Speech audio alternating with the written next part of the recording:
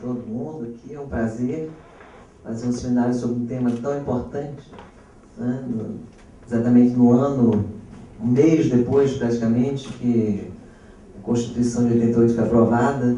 É uma Constituição chamada de Constituição Cidadã, um marco na nossa história, na história do nosso país, e que tem temas tão controversos. Quer dizer, é uma Constituição que fez avançar bastante todos os direitos, né, os direitos políticos. Pela primeira vez, né, a gente tem o voto analfabeto com a Constituição de 88, do ponto de vista dos direitos sociais também, avanços grandes, né, e do ponto de vista dos direitos civis, né, tivemos também avanços fundamentais, né, como o direito ao habeas data, a questão da tortura e do racismo, considerados crimes inafiançáveis, né, mas uma Constituição, enfim, polêmica em alguns aspectos, inclusive nessa questão do poder dos estados, do poder dos municípios, né, que vai ser o grande tema da gente hoje, que é exatamente o declínio do papel dos estados na federação. E a gente vai ter mais ou menos 20 a 25 minutos de cada apresentador, e depois teremos, então, os debatedores, e em seguida a gente abre um debate com vocês. Então, temos aqui a Marta Aretti, né, que tem vários estudos sobre o tema, que é do Centro de Estudos da Metrópole da Universidade de São Paulo. Temos também o Rogério Segel, que também faz parte do Centro Metrópole de São Paulo, da Universidade da USP. E depois, como debatedores, o Ivo Kozer, que é da UFRJ, e o Ricardo Ismael, que é da PUC e também diretor aqui do Centro Celso Furtado. Então, como já estamos um pouquinho atrasados, eu vou passar a palavra primeiro para a Marta, e quando estiver no seu horário já de 5 minutos faltando, eu aviso, ok? Obrigada, Marta.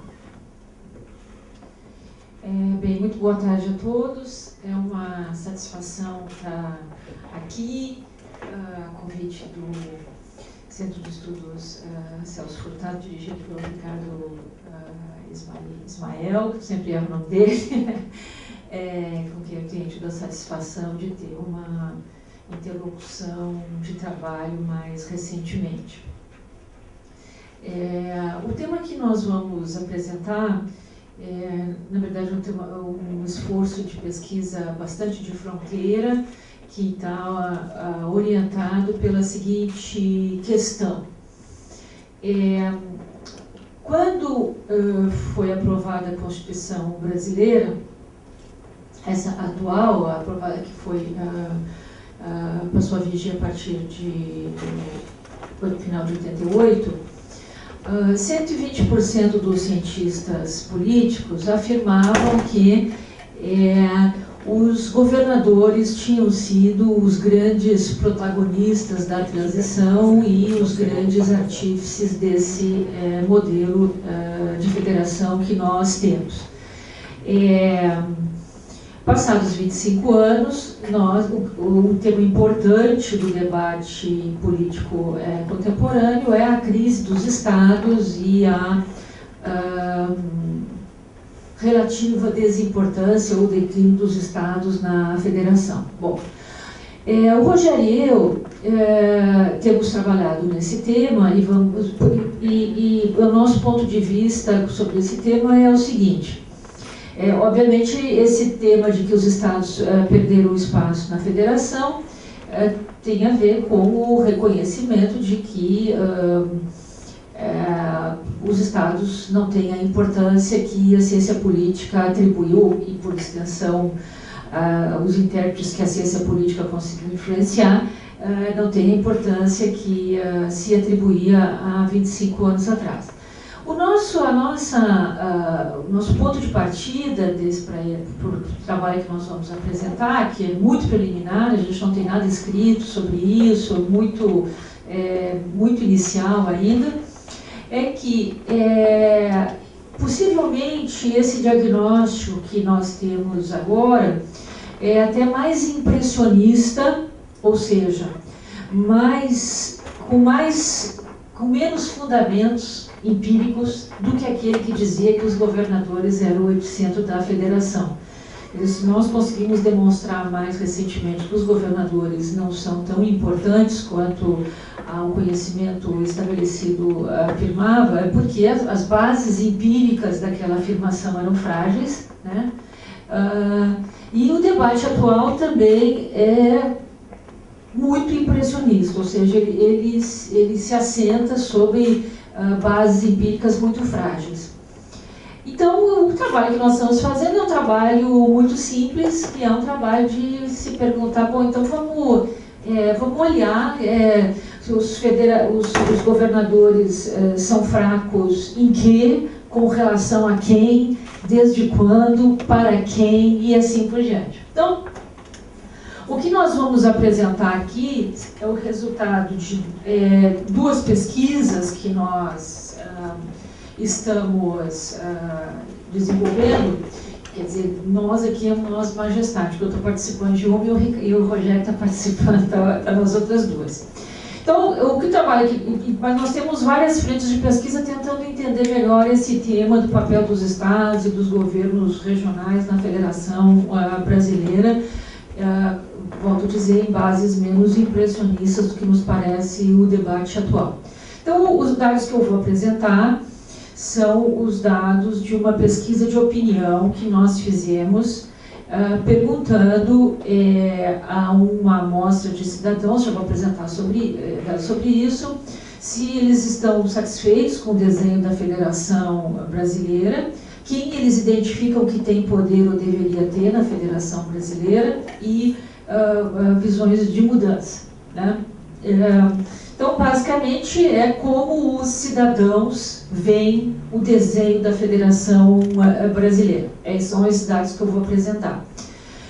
Depois, o Rogério vai apresentar os resultados de uma pesquisa que ele está fazendo mais diretamente, que se baseia sobre a seguinte metodologia. Usualmente, a ciência política comparada e também os estudos sobre federalismo fiscal usam o percentual de gasto dos níveis subnacionais vis-à-vis o gasto total como uma evidência da força ou fraqueza relativa dos níveis de governo, né? Então, basicamente, se os estados ou os municípios têm muito peso no conjunto do gasto, disso se infere que eles são muito fortes. Mas esse dado não diz nada sobre quem que autoriza esses gastos. Hoje nós sabemos que os municípios e os estados brasileiros gastam muito, tem uma parte importante do gasto público total, mas eles têm autoridade muito limitada, dado todas as regulações federais, sobre tanto as suas próprias receitas quanto a alocação de gasto. Então, tem um índice mais recente, que foi elaborado mais recentemente por dois pesquisadores norte-americanos, e que é o Índice de Autoridade Regional, que nos parece um indicador mais confiável para medir a autoridade sobre políticas, e é isso que o Rogério vai apresentar. Então, quer dizer, o nosso esforço aqui é de fazer uma contribuição para esse debate que seja um pouco mais sólida empiricamente do que nos parece o debate atual. E depois, então, a gente pode conversar sobre essas questões. Então, vamos lá. Então, a primeira parte da nossa apresentação é essa pesquisa que nós chamamos de Imagens da Federação. É uma pesquisa que, na verdade, ela se aproxima muito de uma pesquisa que foi aplicada em vários países europeus sobre o mesmo tema, e o nosso esforço, então, é de colocar um tijolinho nesse debate sobre o papel dos governos regionais no mundo. E é uma pesquisa, uma amostra, com 2.285 entrevistados, que tem o mesmo método de cálculo das pesquisas para a eleição presidencial. Então, nós temos extratos dados para o Brasil todo, que é isso que eu vou apresentar. As macro-regiões brasileiras foram entrevistados, 400 entrevistados de diferentes idades, dos dois sexos, diferentes níveis de escolaridade, calculados com base no censo de 2010, para 5 regiões. E depois nós fizemos um oversampling para 3 estados que representam situações distintas em relação à média de receita dos estados brasileiros. Então, um estado que é pobre e relativamente pobre e altamente desigual, que é a Bahia, pobre e relativamente igual, que é o Ceará, rico e desigual, que é o estado de São Paulo. Seria ideal que a gente encontrasse um estado rico e pouco desigual internamente, mas esse estado não existe por essa razão no Brasil, então por essa razão não foi incluído na amostra. O fato de não existir já diz alguma coisa sobre a nossa federação. Então vamos para os dados. Se vocês quiserem, depois a gente volta sobre isso. Então, uma pergunta que foi feita para os entrevistados é quem eles acham que toma as decisões mais importantes em políticas públicas, né? Então, o azul é o presidente, o marronzinho ali, cor mediterrâneo, são os governadores, o verde são os prefeitos e o roxinho é que todos tomam, então seria os três, né? Presidente, governador e prefeito. Então, essa pergunta visava identificar que diagnóstico que eles fazem, que os nossos entrevistados fazem da Federação Brasileira. Vocês podem observar que 50% dos entrevistados no agregado considera que é o presidente, portanto o governo federal, que toma as decisões mais importantes. E em segundo lugar estão os prefeitos e os governadores estão lá atrás com algo entre 15% dos entrevistados considerando que os governadores são importantes, né? Quando a gente desagrega por regiões, tem um dado interessante, porque excetuando o norte, em que os cidadãos consideram que os governadores são mais importantes do que os prefeitos, né? No resto das regiões, o comportamento, embora tenha alguma variação, ele é razoavelmente semelhante. Ou seja, primeiro o presidente é considerado mais importante, depois os prefeitos e os governadores lá na lanterninha, né? Quando nós vemos isso pelos nossos estados, né, porque as regiões são muito diferentes internamente, então tem uma série de questões teóricas envolvidas na seleção desses estados, o comportamento é o mesmo, né? Então, a percepção é a mesma, né? Então, os cidadãos percebem que, do ponto de vista das decisões, são os estados, são o primeiro o presidente, que toma as decisões mais importantes, depois os prefeitos, né? Vejam que no Ceará tem uma variação, o governador é considerado mais importante e os prefeitos menos importantes, tá? Muito bem, então o diagnóstico confirma essa percepção que nós estamos tendo, né? Os eleitores percebem que é o presidente que toma decisões mais importantes. Tem uma novidade na trajetória brasileira, que é os prefeitos são considerados mais importantes do que os governadores. E São Paulo e Bahia têm comportamento semelhante e Ceará tem alguma divergência, e depois a gente pode discutir qual é a nossa hipótese para esse resultado, tá? Tentamos testar esse problema vendo com outro tipo de pergunta, né? Recomendo a técnica que você tem que testar a mesma informação por questões diferentes para ver se a sua percepção não é enviesada, se não houve desvio, se não houve problemas na pergunta. Então perguntamos para os nossos entrevistados que eleição eles consideram mais importante. O resultado também é muito semelhante. Eles consideram que a eleição, tanto no Brasil como nas macro-regiões, é a eleição para presidente que é considerada a mais importante, né? Mais uma vez, a exceção do Norte e do Centro-Oeste agora, a eleição para prefeito é considerada mais importante que a eleição para governador, tá?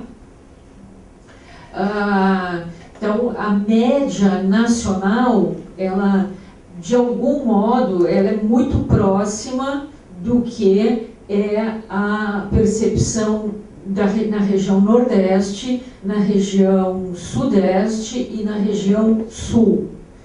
Na região Norte e na região Centro-Oeste, a eleição para governador é considerada ligeiramente mais importante do que a eleição para prefeito, né? Quando nós vamos para os estados, os nossos estados, o comportamento, a percepção do eleitor nos estados é muito semelhante à percepção da média brasileira, né, do agregado dos brasileiros. Então, prefeitos são considerados mais importantes. Eleger um prefeito é considerado mais importante do que eleger um governador. Bom, então, essa primeira parte, deixa eu chegar aqui para não distrair, peraí. Essa primeira parte nós entendemos como a percepção dos nossos entrevistados de como funciona a Federação Brasileira. Uma segunda parte da nossa pesquisa, que na verdade tem muito mais questões, mas isso aqui é o que nós já conseguimos elaborar bastante para apresentar aqui para vocês, diz respeito a como é que os nossos entrevistados, que nós estamos já chamando aqui uma licença poética de opinião pública, né, porque são só 2.300 pessoas, gostariam que a Federação Brasileira funcionasse. Então, nós temos na pergunta, no nosso questionário, quem deveria ter menos poder, que eu não vou apresentar aqui para não atropelar o tempo, mas perguntamos quem é que eles achavam que deveria ter mais poder. E aí tem questões interessantes. Tanto no Brasil, na média Brasil, quanto... deixa eu voltar aqui, vamos começar. Na média Brasil, a maior parte dos nossos entrevistados prefere o status quo. Para eles, nenhum deveria ter mais poder.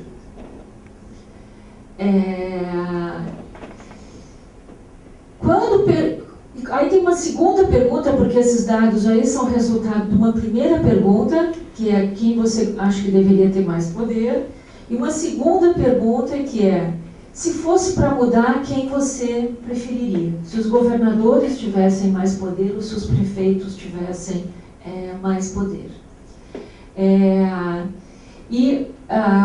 O resultado dá que, se fosse para mudar a Federação Brasileira, o agregado preferiria conferir mais poder ou para o presidente ou para os prefeitos. Os governadores seriam a última alternativa. Então, moral da história. Esse debate sobre, digamos assim, um certo desconforto com o desenho da Federação Brasileira, parece ser um debate que mobiliza mais o coração dos intelectuais e dos parlamentares. Os nossos entrevistados, a sua primeira opção seria deixar como está. E a sua segunda opção seria fortalecer quem já tem.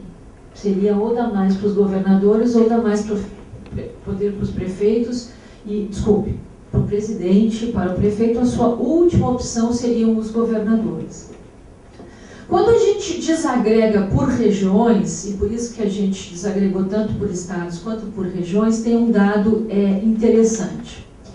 Nos estados, nas regiões cuja renda média é inferior à média nacional, a preferência seria para deixar como está.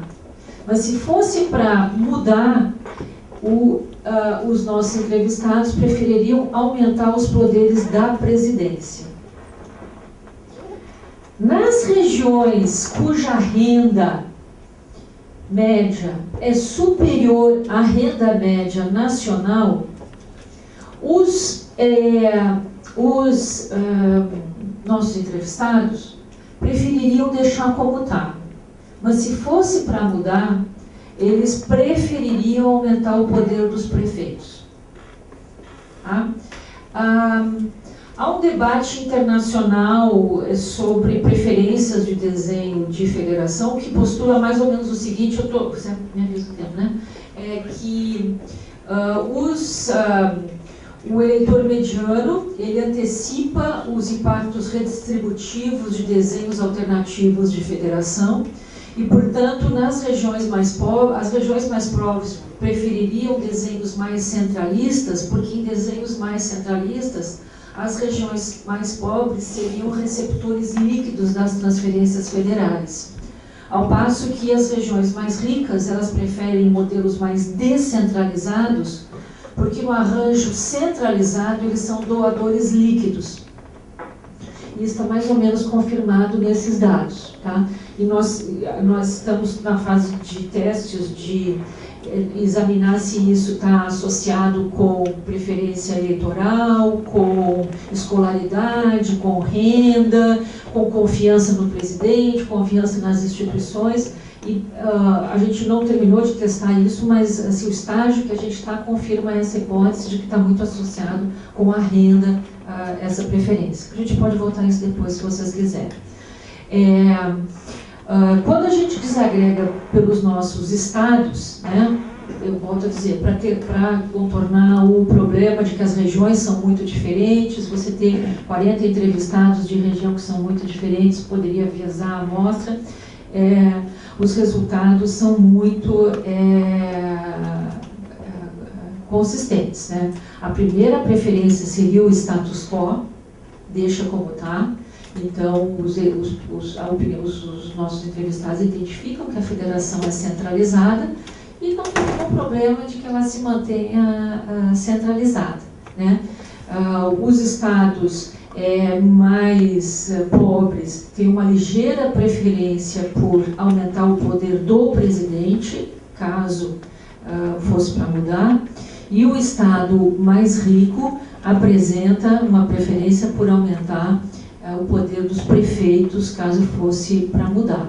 Mas os governadores, de fato, não mobilizam corações e mentes nesse caso. Né? Então, desse ponto de vista, a gente não poderia dizer que existe uma crise na federação, e no final eu vou voltar a isso, ou que tem um declínio do poder dos estados, porque a gente não sabe quando esse problema começou. Né? Quer dizer que tem um declínio, você tem que ter um ponto anterior em que você diz que houve um apogeu. Né? Não está muito claro quando é que foi esse apogeu. A nossa hipótese é que ele talvez tenha sido um pouco inventado pela imaginação dos cientistas políticos. Né? Mas o fato é que para os governadores não é que tenham, nem do ponto de vista do diagnóstico, nem do ponto de vista do prognóstico, uma posição de favoritismo na Federação Brasileira. Né? Vejam que São Paulo, a preferência por aumentar o poder da presidência é bem mais baixo do que na média, né? Mas isso não significa aumentar o poder do governador, né? Significa aumentar o poder dos prefeitos, caso fosse fazer alguma mudança. Né? Deixamos aqui quem tem menos poder. Eu vou skipar essa parte aqui, tá? Para não estourar o tempo, porque ela confirma aquilo que a gente está dizendo. Né? Então, aí com base nisso, né, nós fizemos um desenho do que seriam as preferências do eleitor, do que seria uma federação ideal. Né? Então, no Brasil, a barra azul seria aqueles que preferem que fique como está, que é majoritário em todas as regiões, menos no Nordeste. Né? Aqueles que têm preferências centralistas, né? Que é a segunda alternativa na maior parte dos estados com relação do Sudeste e do Sul, que seria a preferência majoritária no Nordeste. Né? Os estadualistas são uma franca minoria, com uma possível exceção do Sudeste, né? E os municipalistas são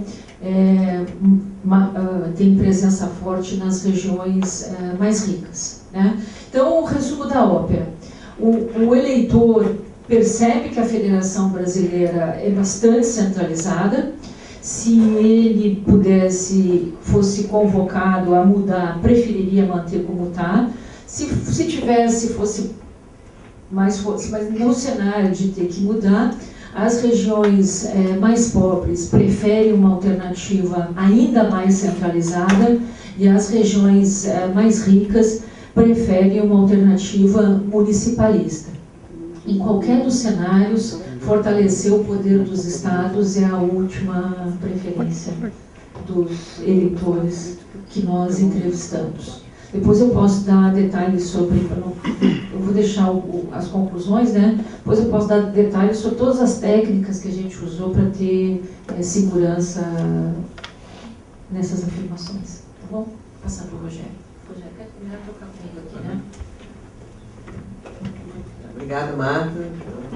Cumprir o tempo assim, com precisão. Rogério, agora com a palavra. Começo agradecendo a presença de todos e também o convite que nos foi feito pelo Centro Nacional Celso Furtado. É uma grande oportunidade estar aqui para debater esses temas que são que parece que estão cada vez mais salientes na agenda brasileira. E eu imagino que os comentadores vão certamente mostrar nossas fraquezas e vamos defender nossas fortalezas no que pode ser um debate que faça com que todo mundo saia daqui com ideias mais maduras sobre a federação, né? Eu retomo o que a Marta falou anteriormente, a gente identifica um certo impressionismo em matéria de qualificar a Federação Brasileira. Naturalmente, esse não é apenas um vício brasileiro, mas há um grande esforço internacional da ciência política comparada para chegar a indicadores que permitam a gente ir além de ideias genéricas sobre como a federação funciona, a federação e também os Estados Unitários, né? Como a federação e os Estados Unitários funcionam, onde é que está o poder em cada um dos arranjos. O que eu vou mostrar para vocês na sequência é uma continuação da exposição da Marta, né? Recapitulando, a gente viu que estão tentando cercar a questão de existe afinal um declínio dos estados na federação. Marta mostrou que, na opinião do brasileiro de forma geral, existe uma percepção de que realmente os estados importam menos. Então, a gente olha, apesar de todas as prerrogativas constitucionais, e aí a gente retoma o desenho que é o desenho proposto na federação, que é o foco aqui desse seminário, apesar de todas as prerrogativas que foram conferidas aos estados, o que a gente vê é que, no dia a dia, na percepção do eleitor, é a eleição do prefeito que acaba tendo mais importância. É a decisão do prefeito e da prefeitura que acaba tendo mais importância. Na próxima sessão da apresentação, eu vou levar vocês numa viagem que é desafiadora, por dois motivos. Primeiro, que a gente vai tentar olhar onde está o poder na federação. Então, Marta falou com propriedade que, com frequência, tenta se verificar, seguir o caminho do Watergate, seguir o dinheiro, né? Eu estou convidando vocês a embarcar em uma viagem que a gente vai tentar seguir a autoridade, o poder de decidir efetivamente. O que quer dizer isso? Já se viu nos desenvolvimentos recentes da política comparada, da ciência política comparada, que é um ganho significativo se você separa duas dimensões quando olha o funcionamento dos estados. Uma é o poder de decidir, é onde está a autoridade de fato, quer dizer, quem é que toma a decisão, por exemplo, sobre uma política pública, né? Quem decide o que vai ser feito. A outra dimensão relevante é o poder de implementar, o poder de agir. Então, um caso que eu posso citar é, por exemplo, regras do SUS. Existe um conselho tripartite, é verdade, mas majoritariamente as regras e regulamentos da saúde são em grande medida definidas pelo Ministério na esfera central. O que a gente vê maciçamente são estados e municípios encarregados da implementação disso. Isso acontece em muitas áreas, né? A gente olha a Federação Brasileira e pode defini-la em grandes termos como uma federação centralizada com muita coordenação federal. Muitos programas, muitas políticas são executadas lá na ponta por estados e municípios, mas a concepção e a regulação vem do poder central. É por isso que eu convido vocês a entrarem comigo nesse desafio, que é tentar medir a descentralização. Como a Marta já falou, a gente está trabalhando com um índice que nos parece o mais promissor, olhando os desenvolvimentos recentes do nosso campo comparado, e que é basicamente iniciativa de pesquisadores europeus.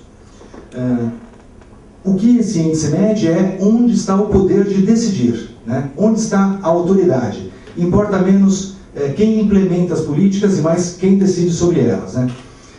Então é isso que eu estou chamando aqui no slide que vocês estão vendo, relativo ao Regional Authority Index, esse foco na autoridade, que na literatura anglo-saxã é definida como right to decide, né? Direito de decidir, e na decisão sobre políticas. É importante falar que o índice se aplica a um nível intermediário de governo, quer dizer, é o subnacional, né? Aquele que não é o governo central. Vocês vão ver que no estudo original dos autores também países unitários estão incluídos, né? A gente chegou a esse índice através de muita pesquisa, também através de diálogo com autores envolvidos diretamente com essa produção, mas consagramos esse índice nesse exercício que vocês vão ver, porque ele parece uma medida abrangente e replicável. E isso é fundamental, né? É fundamental a gente conseguir comparar Brasil com outros países a partir de critérios mais objetivos. Vou falar de alguns critérios, vocês talvez tenham críticas ou observações a fazer. Isso aqui vale essa pontuação, isso aqui vale menos pontuação. Faltou falar, por exemplo, sobre autonomia para emprestar. Vocês vão ver os vários componentes do índice e vão ver que talvez alguém chame a atenção. Falta autonomia para emprestar dinheiro, por exemplo. Naturalmente é um índice que está em discussão no mundo acadêmico e em construção. Mas ele nos parece mais promissor do que o debate impressionista, né? Então, quando a gente fala, por exemplo, provavelmente os estados brasileiros não são nem tão fortes como a literatura da ciência política já apontou no começo dos anos 90, por exemplo, e nem tão fracos como a gente vê parte dos especialistas em federalismo fiscal apontando hoje em dia. Então, para ter essa gradação é que a gente investe nesse tipo de análise, né? Importante salientar uma especificidade do índice, que é não avaliar a autoridade dos municípios. Então, a gente vai estar o tempo todo olhando para o poder subnacional intermediário, né? Não é o local e nem é o central. Aqui a gente tem as várias dimensões do índice. Vou falar cada uma das 8, mas antes vou a mais um esclarecimento, digamos, conceitual, né? Esse índice separa em dois grandes planos a maneira que você pode olhar a autoridade. De um lado a gente tem self-rule, que eu deveria ter escrito aí em língua portuguesa autogoverno, né? Na verdade é quanto a autoridade, no nosso caso estadual, tem poder para definir o que acontece dentro do seu território. Do outro lado, tem o shared rule, em língua nacional, governo compartilhado, e isso expressa quantitativamente, essa parte do índice expressa quantitativamente qual a autoridade dos estados, no caso brasileiro, para influenciar as esferas centrais. Estou falando do Executivo Nacional, estou falando do Congresso, né? Estou falando de Câmara e Senado, por exemplo, né? Então, entrando no detalhe dos 8 componentes do índice. Eu vou passar rapidamente, eu tenho depois slides que mostram cada um detalhadamente. Por questões de tempo, eu vou ser breve, mas a gente pode realmente mergulhar nessa discussão se parecer interessante para os comentadores e para o público depois, né? As 8 dimensões: profundidade institucional, amplitude de políticas, autonomia fiscal, representação, participação no processo legislativo, controle do executivo, controle fiscal e reforma constitucional. Vou escolher aqui a autonomia fiscal para dar um exemplo para vocês de como é que é atribuída essa pontuação, né? De maneira geral, conceitualmente, a autonomia fiscal diz respeito à medida em que o governo regional pode taxar sua população de forma independente. Aqui, então, estão os critérios para esse quesito do índice, né? a minha unidade subnacional pode ganhar de 0 a 4 pontos. Né? Vai ganhar 0 se o governo central define tudo. A base e a alíquota de todos os tributos regionais. Veja, o governo central definindo os tributos regionais. Né? E aí eu tenho uma gradação que vem. Ganha 1 ponto se o governo regional define apenas a alíquota de tributos secundários. Ganha 2 pontos se o governo regional define a base e a alíquota de tributos secundários. Ganha 3 pontos se o governo regional define a alíquota de ao menos um tributo principal, por exemplo, o ICMS. Né? E ganha 4 pontos se o governo regional define não só a base, não só a alíquota, mas também a base dos tributos. De ao menos um tributo principal, que pode ser de renda, corporativo, sobre valor agregado, operações comerciais. No caso brasileiro, estamos atribuindo 3 pontos para os estados brasileiros, porque aqui o governo regional, estadual, define a alíquota de ao menos um tributo principal, que é alguma coisa entre o IVA e um imposto sobre operações comerciais. De qualquer maneira, estou entendendo que o ICMS é um imposto principal, né? Olhando a importância dele na arrecadação total. Então, nesse quesito, por exemplo, os estados brasileiros pontuam 3, levam 3 pontos. E assim por diante, nas 8 dimensões, que a gente pode detalhar, repito, mas que agora eu vou apresentar sumariamente para vocês para dizer, nessa conta, olhando os vários quesitos, e aí temos, eu não vou entrar em detalhes também por questões de tempo, mas aqui temos estados de Distrito Federal, que tem uma pontuação ligeiramente diferente. Nessa conta, os estados brasileiros ficaram com 16,5 pontos.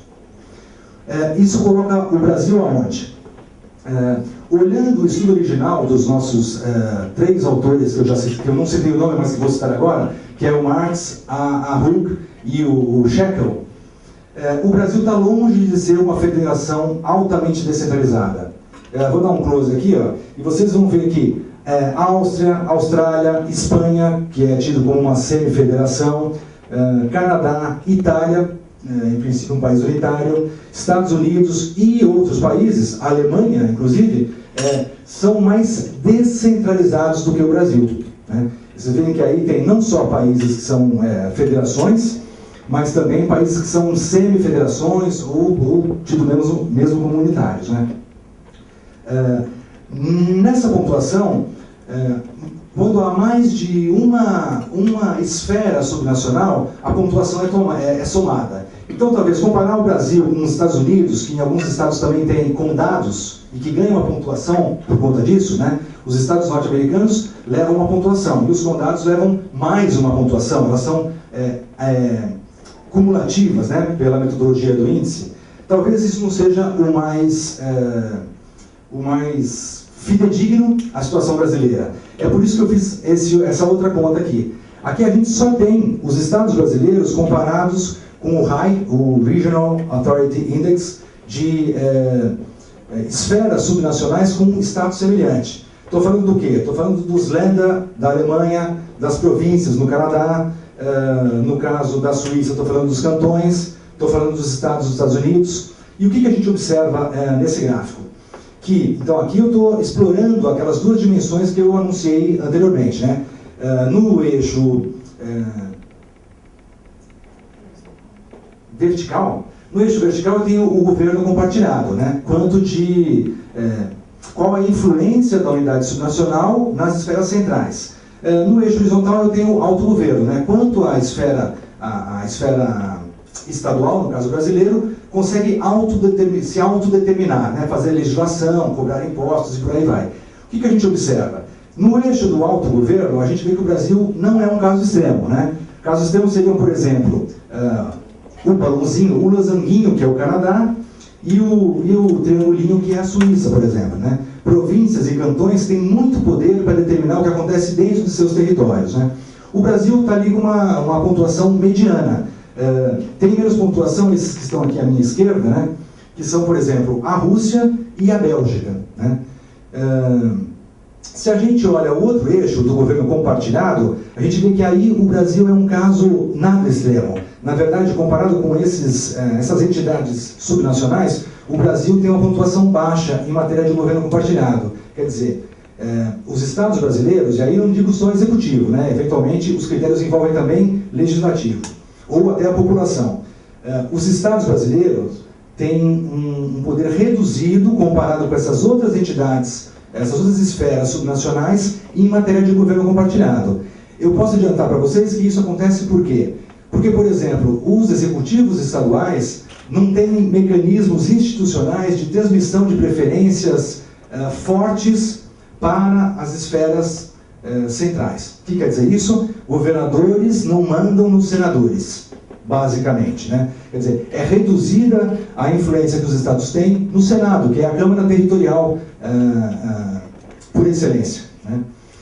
Países como a Alemanha e a Áustria têm representantes no Senado, né, que são indicados pelo Executivo Estadual. Vocês podem imaginar como isso transfere a preferência dos governadores de uma maneira muito mais efetiva, né? Outra coisa que não acontece, os estados brasileiros não têm poder de veto sobre mudanças constitucionais, né? É o caso nos Estados Unidos, por exemplo. Então, exatamente, tem a regra da ratificação, que as assembleias estaduais têm que ratificar mudanças feitas na Constituição Federal. O que eu estava receoso de dizer é que até, eu acho que nos Estados Unidos, uma minoria de assembleias, quer dizer, nem precisa ter 4/5. Precisa 4/5 para todos. Pronto, então eu não vou falar aquilo que estava com dúvida. 1/5 mais 1 pode vetar. Perfeito. Então, realmente, uma minoria de assembleias estaduais pode vetar uma mudança na Constituição Federal norte-americana. O Brasil está longe disso. Não existe nenhum mecanismo que obrigue a retificação de mudanças constitucionais.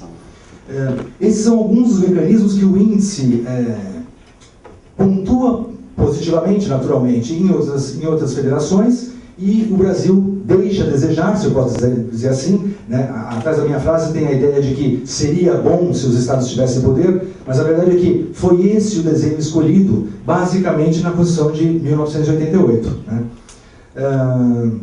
Por questões de tempo, eu acho que vou direto para este ponto aqui.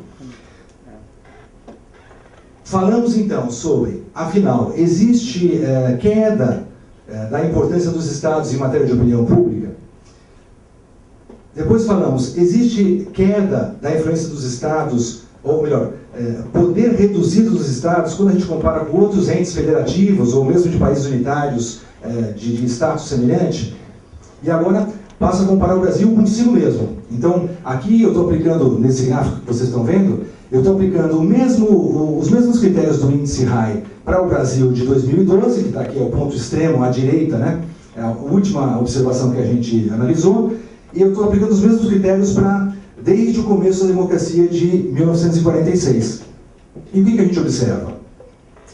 A gente observa que, primeiro eu vou abrir um parênteses para dizer, volto a qualificar esse indicador, para que todo mundo tenha muito claro do que nós estamos falando. Porque quando a gente conversa com economistas e com gente que estuda a questão fiscal, há um certo desconforto de ver, por exemplo, que desde 88, pouco alterou-se na autoridade dos estados, né? Eu chamo a atenção para vocês de que esse índice, por um lado, não está preocupado especialmente com a questão fiscal, né? Com a distribuição de impostos, com a forma como eles são arrecadados, com a distribuição do bolo que depois acaba no Fundo de Participação dos Estados, por exemplo. Não está preocupado especialmente com isso. A gente viu um critério, na verdade interessa mais a regra do jogo do que qual é a divisão que cabe em cada um, né? Esse índice tem essa característica. E outra coisa que é preciso ressaltar é que ele varia pouco mesmo, porque ele está olhando mais, no caso das federações, está olhando para o pacto federativo, está olhando para a grande regra do jogo. A gente vê que ele varia de maneira importante, e agora chamo a atenção de vocês para a linha sólida, né? Tem uma variação diferente para estados, para Distrito Federal e para territórios ao longo dessa segunda metade, começo do século XX e começo do século XXI. Mas vamos nos ater aqui por questões de simplicidade, podemos discutir isso com mais detalhes se interessar depois, né? Vamos nos ater à linha sólida. O que a gente vê é que foi no período da ditadura militar que o índice regional teve uma queda importante, né? Então o que a gente vê aqui, em 64 ele começa a viver uma escadinha para baixo, aí ele vive um platô rebaixado durante os anos do AI-5, né? Temos uma subida importante quando acaba o AI-5 e depois com a eleição dos governadores, né? De fato, o índice capta com precisão, como isso, alguns analistas já chamaram isso de um um esquema dual, né, de uma verdadeira diarquia, na verdade, porque existia o poder militar no Estado central, e enquanto isso já havia os governadores com o que era o poder emergente democrático, né? O que a gente vê é que o índice capta bem isso, e finalmente em 88 o que a gente tem é praticamente as mesmas regras do jogo que temos hoje em dia. Se olharmos em detalhe, vocês vão chamar a atenção, puxa, mas depois disso teve a LDB, a Lei de Responsabilidade Fiscal, teve o Estatuto das Cidades e tantas outras leis e regulamentos e normas que consolidaram o poder regulatório na esfera central da federação. O meu índice não pega isso, né? Ele está olhando a grande figura. Então, tenham isso em mente quando eu mostro esse U para vocês, né? Esse U que, por sinal, aparece em outros países latino-americanos que viveram uma experiência parecida, né? Chama atenção para o Uruguai, que está aqui no canto esquerdo inferior. Ele tem um U muito semelhante ao nosso, né? Mas, de maneira geral, o que se vê nos países latino-americanos é uma tendência recente à descentralização. O caso do México, aí também relacionado à redemocratização, né, à saída do regime de partido único, o que a gente vê é uma regionalização da autoridade crescente, que começa ali no final dos anos 80 e que progride fortemente. Estou chamando a atenção para aquele quadrinho que está na fileira intermediária à direita, né, o México, e que progride de maneira praticamente sustentada aí até os anos 2000. Colômbia tem um desenho parecido, Chile tem um desenho parecido, embora seja um país unitário com um nível de descentralização muito mais baixo, né, e acho que é isso que a gente pode salientar de maneira rápida, né. Parto para as reflexões finais. Então, relembro a vocês qual era a nossa principal questão aqui. Tentar evoluir do impressionismo para formas menos abstratas, se eu posso chamar assim, menos casuísticas, menos ensaísticas, menos impressionistas, de localizar o poder dos Estados hoje em dia, né? Para isso a gente usou não só de um lado a opinião dos eleitores e de outro lado um índice que tenta medir a autoridade. Onde é que está a autoridade? Não falei antes, mas me ocorre mencionar isso agora. A ideia de fotografar a autoridade é especialmente relevante numa federação como a brasileira. Então, muita gente olha hoje a distribuição dos impostos, da arrecadação, e diz: os municípios são os gigantes da federação, né? Então, na verdade, os municípios, desde a Constituição de 88, ganharam não só status, como dinheiro no bolso, né? Mas será que eles têm, de fato, autoridade? Ou será que eles executam políticas reguladas fundamentalmente no poder central, né? É essa questão que nos parece, ou melhor, é esse tipo de questão, né, com esse tipo de refinamento, se eu posso dizer assim, refinamento analítico, né, não dos pesquisadores, refinamento analítico, que talvez nos leve a uma discussão um pouco mais, que nos leve a avançar na discussão, né. Depois de passar por essa tentativa, o que eu digo para vocês como mensagem final: a gente viu que as unidades subnacionais brasileiras têm menor poder de decidir do que entidades subnacionais com status semelhante de outras federações e países unitários também. Eu contei para vocês que a menor influência nas arenas centrais é o principal motivo para essa desvantagem em matéria de índice de regionalização para os estados brasileiros. Muito em passando, falamos da América Latina, e vocês viram que países como México e Colômbia tiveram um maior processo de descentralização em favor da esfera intermediária, repito aqui, né? Nos últimos anos do que o Brasil, que esteve praticamente estacionado desde 88, na melhor das hipóteses, né? Eu não sei se a Marta quer retomar, se não posso também relembrar o que a Marta nos mostrou. O brasileiro percebe os estados como menos importantes do que os municípios, né, a despeito de suas atribuições constitucionais. Parte substancial do eleitorado está satisfeita com o formato da federação como ele é hoje, né? Se houvesse mudança, o Sudeste e o Sul fortaleceriam os prefeitos, enquanto o Norte e o Nordeste dariam mais poder ao presidente. Acho que essas são nossas mensagens básicas. Acredito que isso possa mover um debate estimulante daqui para frente, e agradeço a atenção de todos. Muito obrigado, Rogério. Agora eu passo para os debatedores, né? Eu acho que o Ivo e Ricardo Ismael, eu acho que passa a palavra para o Ivo, né, que é da FRJ, depois Ricardo, não sei como é que vocês combinaram, mas... E aí você tem também um tempo mais reduzido. Certo. Quanto tempo só para o programa aqui de para 10? 10 minutos. Tá certo. Bom, agradeço o convite e agradeço a oportunidade de aprender. É sempre bom a gente forçar a comentar um trabalho, quer dizer, nem comentar, né? Mas é para a ideia de aprender. Né? Como o tempo é curto, também favorece a quase que uma indagação central. Né? Não vou repetir as conclusões que foram bastante claras e muito bem expostas e extremamente, ao mesmo tempo, bem expostas, bem fundamentadas, né?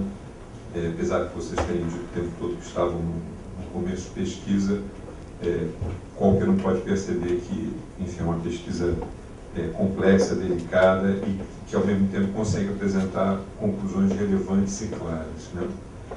Então, eu queria, assim, de forma bastante direta, ao ponto do município, né?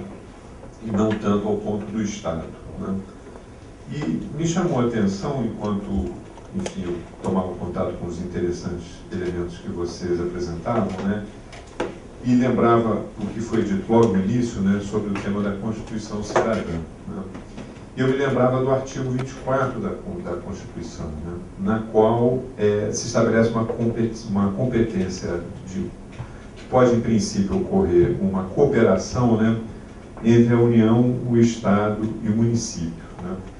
E os 4 parágrafos, né, desse artigo falam nos direitos sociais. Né? A Constituição de 88 não atribui aos Estados e municípios competência exclusiva nas relativas políticas sociais. Né? A Marta até tem um importante livro sobre esse assunto. Né? Mas ele estabelece uma área de cooperação, né, entre município, Estado e União. E como o Alexandre bem falou, né, quer dizer, é uma cooperação, né, na qual a decisão, né, ou as regras mais gerais, ele deu um importante exemplo do SUS, né, cabem à União. Né? E a articulação fica como uma cooperação entre o município e os Estados. Né? O município, então, acho que talvez pela primeira vez, ou não sei se pela primeira vez, não vou dar também uma afirmação tão categórica, mas o município ele ganha uma proeminência muito grande. Né? Inclusive, eu tenho a impressão, a Constituição brasileira é uma das poucas, se não uma das únicas, que estabelece o município como um ente, né, como a União e os Estados, né? Quer dizer, ao mesmo tempo que não dota o município, talvez, de grandes atribuições, estabelece ele ao mesmo patamar que a União, os Estados e o município. Né? E dentre as conclusões que vocês chamaram a atenção da opinião pública, né, vocês destacaram com bastante ênfase, né, que o Sul e o Sudeste, quando escolhe alguma possibilidade de mudança, reforçaria o poder dos municípios. Né? E eu queria fazer uma pergunta, na verdade, né? Uma pergunta que está relacionada a essas questões que eu ponderei aqui, né? Essa proeminência do município, né, que entra na Constituição como um peso, essa possibilidade de o município ter uma cooperação na aplicação das políticas sociais. Né? E eu queria me perguntar, porque o município também recebe, né, os importantes impostos do IPTU e o ISS, né, e que estão ambos relacionados ao grau de atividade econômica desses municípios. Né? Ou seja, onde há uma maior atividade econômica, onde há uma arrecadação de IPTU e de ISS mais forte, né, os municípios, as grandes cidades e as capitais, elas têm uma arrecadação maior, possibilitando os municípios, a despeito de ocasionalmente não ocorrer, como você bem falou, o poder de decisão nas mãos dos municípios, né, eles terem poder de aplicar. Né? Não seria, no caso, essa opção dos eleitores sul e sudeste pelo reforço do município um sinal da percepção desses eleitores de que nos municípios mais, vamos chamar assim, mais ricos, né, há uma possibilidade maior de deliberação e de decisão dos municípios para a aplicação de alguma forma de política, né? E aí, nesse sentido, a minha pergunta, né, se esse recorte que vocês fizeram, né, não captou principalmente cidadãos de cidades onde, em caso de sul-sudeste, onde essa percepção parece que é mais evidente, né? Porque são dois impostos que estão relacionados ao nível de atividade econômica, né? Os municípios mais envolvidos, situados principalmente nas regiões sul e sudeste, né? Eu me lembrava aqui, né, acho que não estou todo errado, né, que os 3 estados mais ricos, né, que estão na região sudeste, têm 60% da renda nacional, né? Então eles estão dizendo o seguinte, olha, né, vamos continuar reforçando o município, né? Quer dizer, eu sei que é uma frase impressionista, né, mas enfim, quando vocês falavam na questão do município, eu lembrava, né, uma frase, um argumento do Tocqueville, quando ele dizia que o norte-americano é patriota na cidade, né, porque é ali que ele vê o Estado agindo, onde está o lugar mais próximo a ele, né? Não é algo abstrato e distante, né? É um município, é ali que ele toma contato com essa realidade. Então eu me perguntaria se, a despeito, e eu concordo inteiramente com você, como o Alexandre falou, né, de que os municípios eles são chamados a cooperarem, né, e há uma percepção da opinião pública que ao município cabem tarefas na área de saúde e educação, mas ele não é chamado a decidir, mas ele é chamado a cooperar, né? E ao mesmo tempo os municípios na região do sul e sudeste recebem um aporte maior nas cidades mais envolvidas e nas capitais, né? Não seriam esses eleitores, cidadãos pesquisados, eles estarem situados nessas regiões, eles manifestarem esse reforço do município, né? Quer dizer, que faz pleno sentido perceber de que, na medida em que o município recebe, né, mais recursos nesses impostos, né, eles têm a capacidade de implementar ações mais próximas ou mais suscetíveis de serem influenciadas pelos cidadãos, né? Então, a questão que eu achei muito interessante também, né, dessa diminuição do peso dos governos estaduais, né?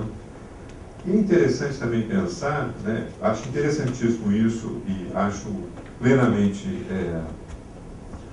e aqui não é nem talvez seja quase que um comentário marginal, né, que ao mesmo tempo que os governos estaduais perdem essa força, né, que vocês bem apontaram, né, é interessante perceber que os governos estaduais, eles praticamente desaparecem as oposições nos estados, né?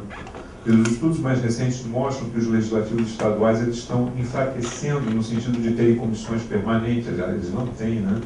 Quer dizer, eles não seguiram minimamente alguma forma de estratégia que existe na Câmara Federal de ter comissões permanentes de acompanhamento dos governadores. Quer dizer, os governadores, por um lado, perderam de fato poder, como vocês bem apontaram, mas no nível estadual, ao que parece, né, se nós tomarmos esse tipo de papel dos legislativos estaduais, eles ganharam uma força muito grande, né? Porque enquanto o Legislativo Nacional, mal ou bem, se encaminha para algumas comissões estáveis, estou falando do funcionamento legislativo, né? De comissões estáveis para o funcionamento legislativo federal, no nível estadual, isso praticamente desaparece, inclusive em estados importantes da federação, Rio de Janeiro e São Paulo, né? Ninguém vai falar em oposição no legislativo dos estaduais do Rio e São Paulo, né?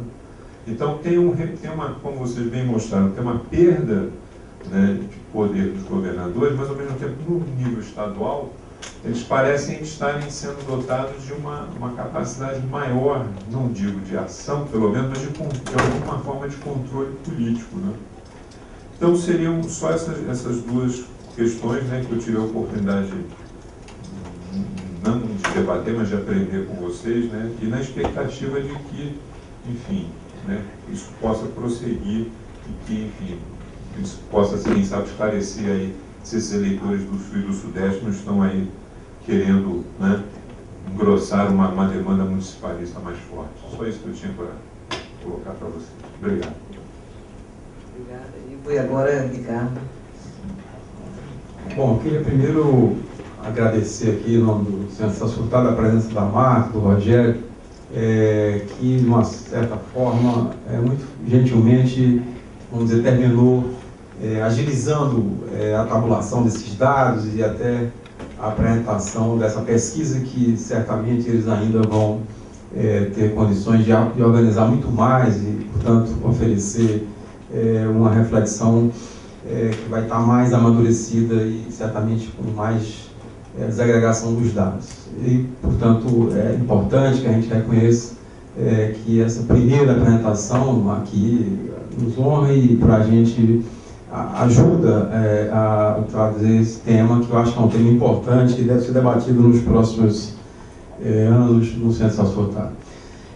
Eu vou tentar fazer duas colocações para os dois, e certamente, como eu os conheço bastante, acho que para animar aqui o debate, eu vou fazer uma que está mais voltada para a pesquisa, outra é tentar ouvir qual é a posição deles sobre qual é o papel dos estados. Bom, em primeiro lugar, a questão da pesquisa, eu acho que o dado está agregado demais ainda.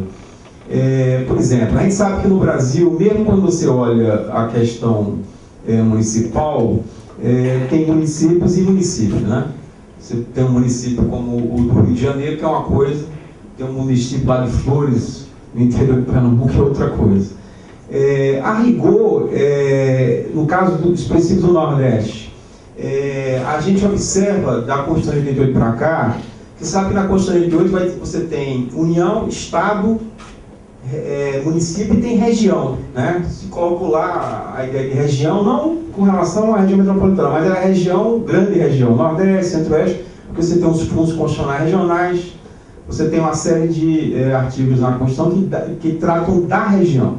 No caso do Nordeste, as instituições regionais, com exceção do Banco do Nordeste, que é um agente financeiro, as instituições regionais entraram em declínio, e em boa parte dessas atividades, da SUDENE, e outras, foram assumidas pelos governos estaduais.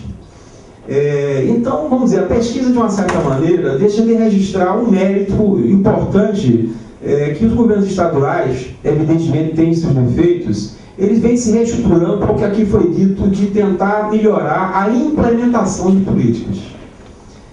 Claro que eles estão se deparando aí com um período de recentralização federativa, ou seja, recursos estão sendo centralizados no governo federal. Mas, em boa parte dos estados, você tem o fortalecimento da Secretaria de Planejamento, tem a introdução de carreira de gestor de políticas públicas, quer dizer, você começa a ter uma visão dentro de cada estado, em parceria com universidades, para tentar pensar o estado, tentar novamente ter algum planejamento estratégico, ter o tal do plano plurianual para valer, e não apenas de uma maneira figurativa. Então, a rigor, é surpreendente que os governos estaduais não tenham tanto ibope, um status, por exemplo, no Nordeste. Como eu disse, diferentemente de outras regiões, os municípios ainda são muito carentes de recursos humanos, são muito carentes nessa questão da implementação. Portanto, eu gostaria deles um pouco aqui problematizarem mais esses números que foram apresentados. Acho que é normal que o Nordeste diga: nós queremos governo federal. E, evidentemente, que defenda ou status quo ou mais centralização, mas que prefira a gestão municipal, ou melhor, que prefira o fortalecimento dos municípios em relação aos governos estaduais, realmente é surpresa. Eu não sei se isso tem a ver com a expansão do programa Bolsa Família, e de uma certa maneira dar um papel aos prefeitos no cadastro, não sei. Eu gostaria de ouvir mais eles sobre essa questão. Um outro ponto é tentar inverter. Sai um pouco da pesquisa e certamente que eles, a Marta, falasse um pouco qual é o papel que ela acha que os estados deveriam ter no Brasil. Quer dizer, depois de 25 anos da Constituição, eu venho sempre, eu passei agora 2 anos fazendo uma pesquisa no IPE, e a pergunta era essa: qual é o papel dos estados na federação? É evidente que você tem uma atribuição muito clara, e aqui no estado do Rio de Janeiro, a gente sabe que é papel do Estado a questão da segurança pública. Todo mundo sabe. Desde o mais rico até o mais pobre. Isso é uma atribuição inequívoca e, de uma certa maneira, se o governador vai bem na segurança pública, a avaliação dele é boa, se não, ele vai mal, e aí há uma renovação. Então, a área de segurança pública ficou consagrada com os governos estaduais, para o bem ou para o mal. Mas a gente sabe que é preciso ir além disso, né? E aí eu estou dizendo, o ensino médio é governo estadual, a questão da saúde pública é governo estadual, na maioria dos estados. Então, no fundo, eu acho que era importante também uma reflexão dos dois, deixando um pouco a ideia da percepção ou da visão que predomina, mas é uma reflexão, como seria o papel dos estados? Se a gente fosse fazer uma revisão constitucional agora, a gente deveria tentar discriminar melhor essas atribuições, ou seja, em vez de jogar tudo em competência concorrente, deixar tudo para a tal da coordenação federativa, deixar tudo para uma negociação que está sempre a posteriori, haveria realmente, seria interessante discriminar melhor essas atribuições dos estados, das unidades estaduais, porque a mim me parece que esse é um ponto importante, fundamental. É evidente que eu acho que a pesquisa é sensacional quando ela traz essa questão da percepção e de forma surpreendente, para mim, mostra que o governo federal já sabia, mas que cresce, e principalmente você tem na região sul, e aí também talvez se explique pela questão socioeconômica, pelo nível associativista, que é maior, ou seja, essa visão municipal talvez seja maior no sul-sudeste, mas ela está se expandindo também, ou pelo menos ela tem um peso em outras regiões. Então, resumindo, eu acho que era importante, se vocês já conseguiram desagregar mais, a primeira questão é essa, há um nível de desagregação maior para a gente conseguir perceber, por exemplo, a questão de municípios pequenos, médios, grandes municípios. Acho que essa pergunta está muito ligada ao fato de que, na verdade, houve, né, nos anos, entre 84 e 97, a criação de mais de 1.400 municípios. Aí agora a presidente Dilma vetou, acho que ela vetou corretamente, outro impulso que geraria mais de 300 municípios. Quer dizer, existe uma fragmentação municipal muito grande. A rigor, eu estou dizendo, eu tenho dúvida se essa fragmentação que já existe, né, 5.565 municípios, se a gente pode apontar muito, ou seja, se a percepção que está sendo apontada na pesquisa ela é realista. A gente acha que vai ser através do município, da gestão municipal, que a coisa vai haver avanço nas políticas sociais. Esse é um ponto, e acho que talvez, no nível de desagregação, vai ter mudanças, ou seja, talvez os pequenos municípios, as populações, percebam que é mais importante o governo estadual do que o governo municipal. Bom, e o outro ponto é sair um pouco da pesquisa, e diante da experiência que a Marta já tem acumulado durante todos esses anos, se ela tivesse que fazer alguma sinalização de qual é o papel dos estados e das estaduais, qual seria? É isso. Obrigado, Ricardo. Eu acho que a gente podia abrir, porque a gente não tem muito tempo, né? Então, quem quiser falar, levanta a mão e depois a gente volta para a mesa, né? 3. Agora, todo mundo seja breve nas perguntas, porque... Fantástico. Acho que ficou, pelo menos para mim, para ver aqui, muito claro o diálogo estabelecido. Você se apresenta? José Paulo, professor da Ciência Política da Unirio. Ficou muito claro o diálogo com o trabalho do Fernando Abruzzi, nos Barões da Federação. Fica meio subentendido aí, fala da Marta, do Rogério, essa questão. Eu acho que o Ivo enfrentou bem a questão do poder que os governadores têm internamente, né, o controle legislativo e tudo mais. Porque tem vários aspectos que, claramente, os governadores se enfraqueceram, né, aparentemente, impressionisticamente, né. Perderam os bancos estaduais, acho que isso é uma coisa importantíssima, né. Foram submetidos à questão da dívida, né, não podem mais se endividar como bem entendem e tal, estão meio amarrados com a lei de responsabilidade fiscal e tudo mais. Acho que esse é um aspecto importante para quem quer observar, né, essa trajetória do poder dos estados e saber de que maneira estão enfrentando essas questões aí na pesquisa de vocês. Boa tarde, Jorge Maia, sou advogado internacionalista, pesquisador estrategista e também especialista pela OEA. Eu gostaria de esclarecer que o presente trabalho foi brilhante, bem apresentado, com abordagem internacional. como também nós vemos que, na questão dos federalismos, né, podemos ver um novo movimento nas Américas, né, sempre se prejudicou a secessão. E hoje temos o Canadá bastante avançado no estado de Quebec, onde a Federação Canadense, mais uma vez, mostra que, demograficamente, o estado de Quebec representa quase 50% da população canadense. E eles hoje conseguiram um grande destaque de autonomia, inclusive de se falar somente o idioma francês no Quebec.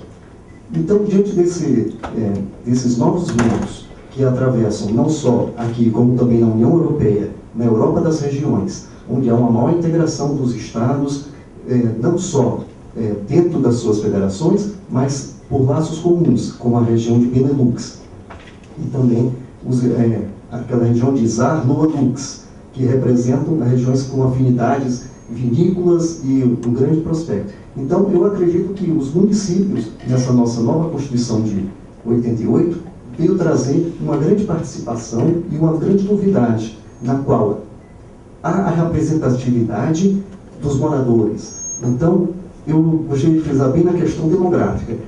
O estado de São Paulo tem mais de 40 milhões de habitantes e representa um grande afluxo de imigrantes nordestinos, onde São Paulo é a maior cidade nordestina do país.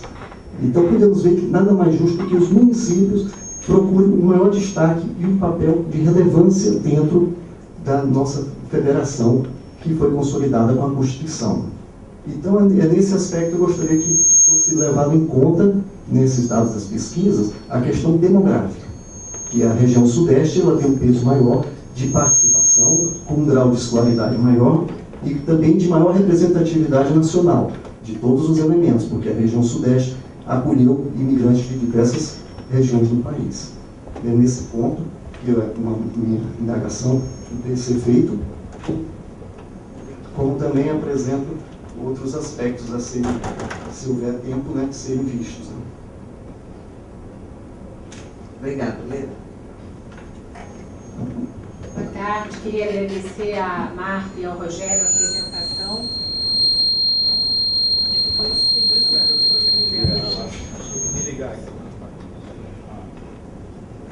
Enfim, agradeço a apresentação, aprendi bastante. Tenho duas questões. A primeira é, a menos que eu esteja enganada, peço desculpa, eu cheguei um pouquinho atrasada, não peguei toda a apresentação, mas na distribuição que você mostrou ali, Marta, parte substancial do eleitorado prefere o status quo é 25%, o resto é mais ou menos 20%, né? Municipalistas e centralistas, os estados é 14%, tem 22% que estão em outra posição, não é isso? Quer dizer, então eu acho que é uma boa distribuição.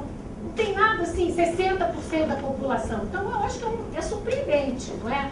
Num país que finalmente tem uma tradição hipercentralista, as pessoas têm uma percepção muito variada. Acho que é uma distribuição bem distribuída. Porque a sua apresentação centrou muito em cima da questão centralista, mas cá entre nós, é 25 para 2 de 20. Na verdade, 25 é o status quo, 20, então, e tem 22 que eu entendo que 22, 23 que não pensam nada. Deve ser isso. Bom, então, eu acho que é um quadro de uma percepção relativamente assim. Há muitas alternativas em termos de arranjos federativos nesse país, se a gente tivesse boas lideranças. Acho que essa é a primeira questão. Queria a sua opinião. A segunda coisa rapidamente, a questão das coalizões, porque quando o Rogério está falando do índice de autoridade regional e tal, a gente pode entender que, do ponto de vista da representação dos deputados, né, que representam também estados, enfim, estados através dos municípios e tudo, acaba que o governo central ele poderia aprovar, para aprovar a mudança, do ponto de vista de uma reforma tributária, tem que passar pelo Congresso, o governo federal, né? Então, de alguma maneira, a medida do Brasil centralizado expressa também a vontade das lideranças dos estados que entram nas coalizões com o governo federal, né, no que você está mostrando ali. O Brasil, então, a natureza, né, não só do federalismo, mas da relação política, né, que existe entre estados, governo federal, município, todas as coalizões, porque eu acho que o estado é a ponta de lança para os grandes acordos políticos, né? Porque todo mundo quer virar governador e depois faz um grande acordo e passar pelo governo é importante para voos mais altos. Apesar desse relativo esvaziamento que eu acho que é resultado realmente que já estava em 88, de coisas que a gente já fez lá atrás e que a gente já constatou. E finalmente, eu acho que os pontos que o Ivan, desculpa, colocou, Ivo, desculpa, da autonomia dos municípios na implementação da política, eu acho que é impressionante como, eu não acho que tudo está dado no governo federal, o decision making não é federal. Porque, por exemplo, os PPPs, os planos plano político-pedagógico, né, das escolas, são todos feitos em nível municipal. O governo municipal teve só na educação ampliação de 2 anos, agora entra com 4 anos e tem mais um 9º ano. Então houve ampliação, a decisão do ponto de vista da assistência, tudo se toma no nível municipal. A saúde, não vou perder tempo agora explicando, mas o Rio de Janeiro, o município do Rio de Janeiro está reintroduzindo o ginásio, que é uma autonomia para isso, estão criando ginásios experimentais, separando o ensino. Então, eu acho que, na prática, né, pelas atribuições que lhes foram dadas, os municípios estão experimentando coisas novas, se fortaleceram, e eu fico surpresa que a população tenha uma percepção tão clara de onde é que realmente as coisas se decidem. Eu também tenho uma colocaçãozinha rápida. Gostaria de entender, sim, exatamente. Quer dizer, eu acho que foi muito interessante a pesquisa, mas o porquê, né? Como é que vocês analisam a percepção disso, né? E aí eu vou um pouco na linha do que a Helena falou. Quer dizer, primeiro que a gente tem uma tradição no Brasil de presidencialismo, de centralização, né? E os mais ricos querem mais descentralização e os mais pobres mais centralização. Quer dizer, esse até foi o grande motivo da Revolução de 30, e não é à toa que São Paulo ficou radicalmente contra, né? Toda a nossa tradição da velha república era fortalecimento dos estados, gerou, né? Porque os estados mais ricos realmente é quem tem o poder, e aí a gente tem esse processo todo. Quer dizer, então eu acho que essa percepção num país como o Brasil, do fortalecimento, uma política altamente personalista, quer dizer, né? Vários estudos já mostram isso, onde a gente não tem tradição partidária, onde então, é feita em cima e a figura do presidente, nesse sentido, é quem realmente personaliza ao máximo a política, né? Então, esse é o primeiro ponto. O segundo ponto é que, na realpolitik, né, embora se diga, né, que os estados perderam força, que os municípios ganharam na Constituição, mas na realpolitik, os governadores de estado são pessoas importantíssimas nesse quebra-cabeça. Quer dizer, até, eu sei que, quer dizer, as bancadas estaduais, digamos, elas têm muito mais poder do que, do ponto de vista, né, do jogo ali, das decisões, etc., do que a figura do governador. Né? Porque são os partidos, quer dizer, é muito mais um arranjo de partido do que de Estado. Isso eu concordo. Mas eu acho que essa figura, o governador de Estado, né, se a gente fizer uma comparação com o prefeito, no jogo político real, né, são figuras importantíssimas. Nada é feito, né, sem a participação, sobretudo dos estados mais importantes, mas são figuras, qualquer crise, qualquer decisão, etc. Tal, eles têm, embora eles não tenham poder de veto, o estado não tem poder de veto em nada, etc. Tal, mas esse personagem, o governador do estado, ele tem uma grande força na política real. Então é isso, eu acho que a gente... Você quer falar? Então tá. Vou falar para o nosso membro fundamental aqui do centro, histórico. José Maria Aragão. Apenas uma pergunta, eu cheguei um pouquinho atrasado, talvez tenha sido abordado antes de mim chegar. Qual foi a ponderação no universo pesquisado das populações das capitais? Porque a percepção dos eleitores das capitais, considerando o peso das capitais no conjunto dos municípios brasileiros e o poder financeiro das prefeituras das capitais, pode ter influenciado bastante o resultado da pesquisa, na medida em que a percepção do poder municipal nas capitais me parece bastante mais evidente do que os municípios menores de baixa arrecadação, que são muito mais dependentes das decisões dos governos estaduais e do próprio governo federal. Minha curiosidade é em que medida o peso relativo dos entrevistados residentes nas capitais não influenciou decisivamente a conclusão de que os municípios são mais importantes do que os estados. Eu acho que eu passo a palavra para os expositores, né, porque a gente poderia ficar aqui muito tempo, mas o problema é que a segunda mesa começa, eu acho que às 4. Bom, 4 já não é mais. Então, Marta primeiro. A vantagem quando a gente tem várias perguntas assim, que a gente não sabe responder, que já não vai dar tempo.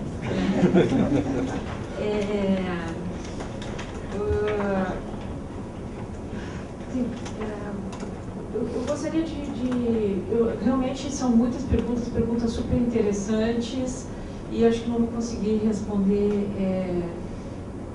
tenho certeza que não vou conseguir responder a todas elas. Tem uma que é sobre a pesquisa e sobre a percepção, e outra sobre os porquês.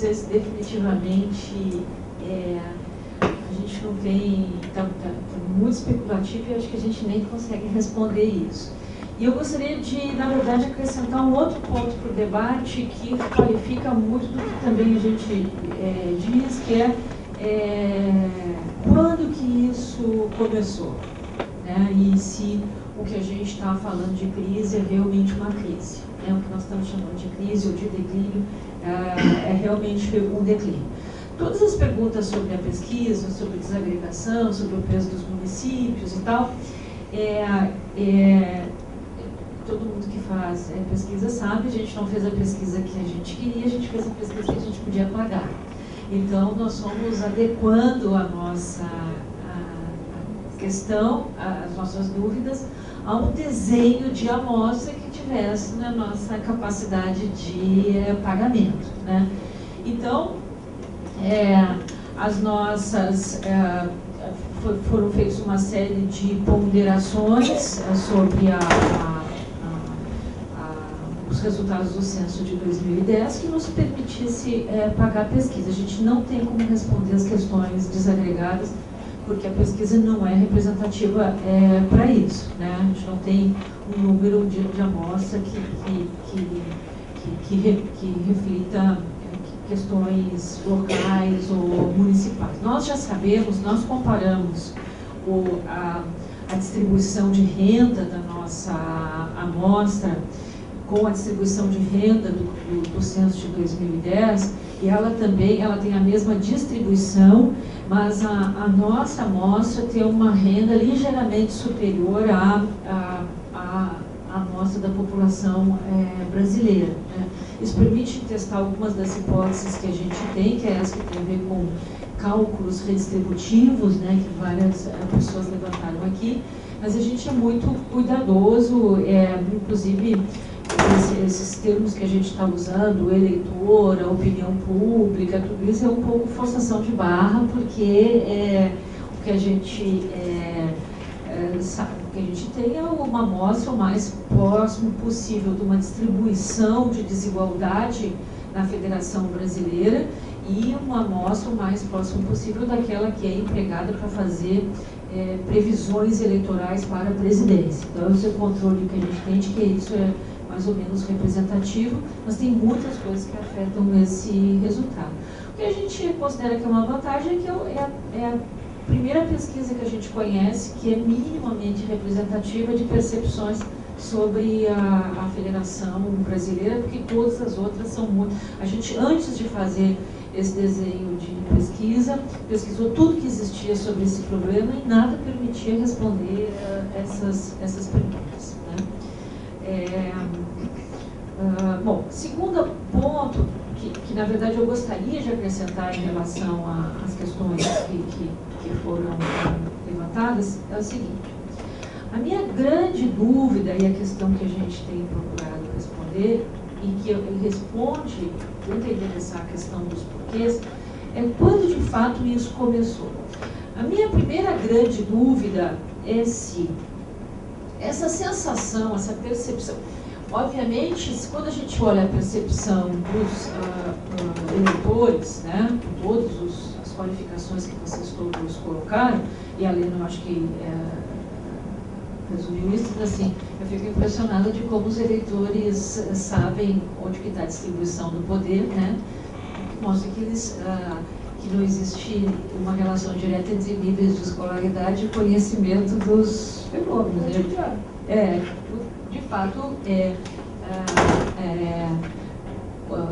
por diversos caminhos, o eleitor tem condições de saber qual é o nível do governo que distribui as políticas públicas que lhe interessam diretamente, de onde que eventualmente vem o recurso, embora ele não seja capaz de descrever todos os intricados do funcionamento do Estado, né?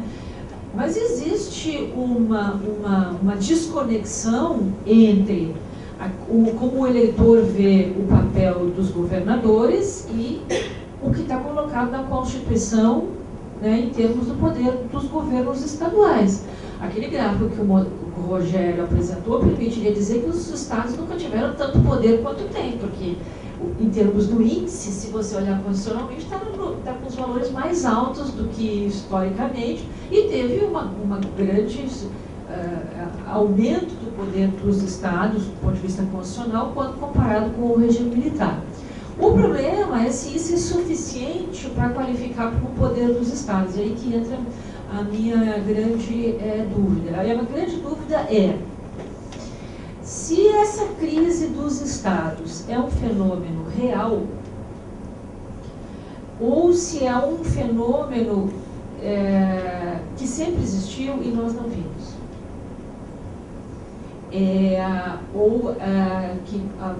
Como acontece com absoluta frequência, né, os cientistas políticos e os economistas erram flagrantemente quando escolhem critérios e unidades de observação, né? Por exemplo, hoje nós sabemos que os prefeitos têm um poder, um impacto eleitoral muito importante na eleição dos senadores e dos deputados federais.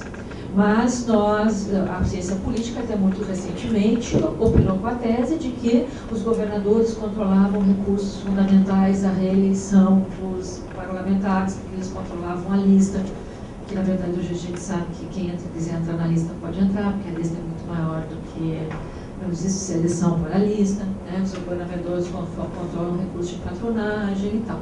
Bom, mas se a gente olha historicamente, durante o regime militar teve eleição para senador, para deputado federal, para prefeito e não tinha para governador. Então é possível que essas redes eleitorais tenham sido montadas durante o regime militar. Nós é que não vimos, né? A desconfiança com relação aos estados, ela tem longa data na imaginação brasileira, né? Se a gente pensar a avaliação da República Velha, da Primeira República, na República Velha vamos falar mais da Primeira República, na Primeira República, a Primeira República entrou para o imaginário brasileiro como um grande fiasco, como uma escolha institucional que deu tudo errado e que justificou pelo lado conservador a centralização do Getúlio e pelo lado mais progressista, se a gente pensar em toda a questão dos seus argumentos que estão lá no Vitor Nunes Leal, o argumento era, o que o Vitor Nunes Leal disse? Não tem democracia no Brasil, né? A Primeira República é uma farsa de democracia porque o município é fraco. O eleitor, racionalmente, claro que hoje a gente elabora nesses termos, mas o que o Vitor Nunes Leal estava dizendo o eleitor racionalmente vota na situação, o que quer dizer não tem competição política, porque o Estado controla os recursos, o governador controla os recursos fundamentais para o bem-estar do município, e se nós só teremos democracia de fato no Brasil quando os municípios tiverem poder. Aí estava lançado o manifesto do movimento municipalista, né? A avaliação de 64 que os militares fizeram era de que os governadores eram um problema e que você tinha que enfraquecer o poder dos estados. É por isso que não tem eleição para governador desde 66.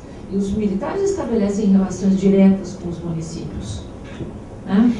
Então, a minha grande dúvida, realmente, eu acho que a gente precisasse debruçar melhor sobre esse tema em bases mais reais, porque eu acho que toda essa discussão é muito impressionista, né? É se toda aquela história do poder dos governadores e tal, embora muitas das perguntas colocadas apontavam na seguinte direção: nós temos que qualificar melhor esse negócio, né? O poder dos governadores em relação a quê? É influenciar o voto dos parlamentares, é dominar as assembleias legislativas, é controlar bancos estaduais, é auxiliar no desempenho das políticas, é auxiliar o desenvolvimento regional. Quer dizer, esse problema é um problema que tem muitas dimensões. Enquanto a gente observar isso assim com grandes sínteses chapadas, que não examinam as diversas dimensões do problema, a gente fica com percepções muito impressionistas, né?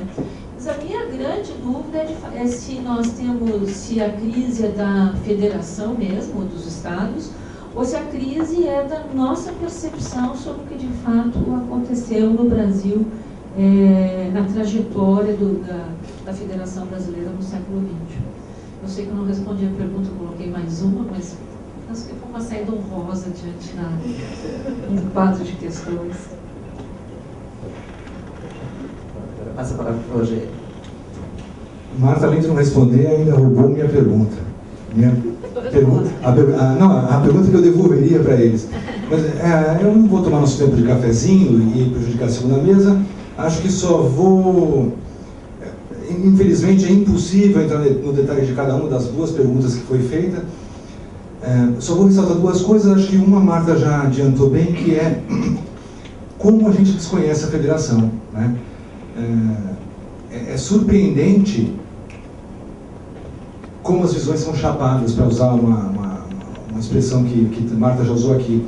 E, enfim, convido a todos que têm reflexão sobre isso, que a gente se una num esforço de qualificar sobre o que estamos falando. Porque, dado que diferentes perguntas geram respostas totalmente diversas, por exemplo, os governadores são super poderosos nos seus estados. Tem gente que fala em superpresidencialismo no nível estadual, né? Então a pergunta: o governador é poderoso dentro dos seus limites? A resposta é sim, super poderoso, né? E a pergunta: eles têm influência nas arenas centrais? Minha resposta é menor do que tantos outros estados que a gente vê pelo mundo, né? Então, vou ressaltar, acho que analiticamente, quem tem curiosidade intelectual sobre isso, deve fazer um esforço para realmente estar muito consciente de que dimensões eu estou observando, né?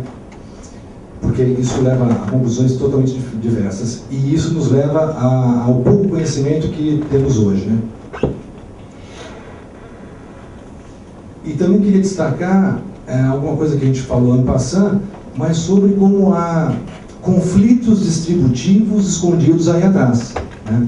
Então, o Ivo, por exemplo, falou assim: será que na verdade a opção pelo município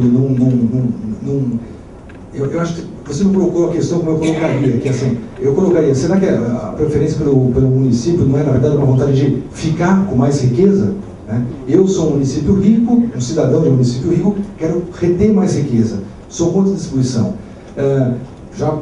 Já passamos aqui por esse assunto, que é desenhos mais centralizados. Em princípio, a gente viu como as federações, há tantos fatores em jogo. Desenhos mais centralizados, em princípio, favorecem a redistribuição entre regiões ricas e pobres.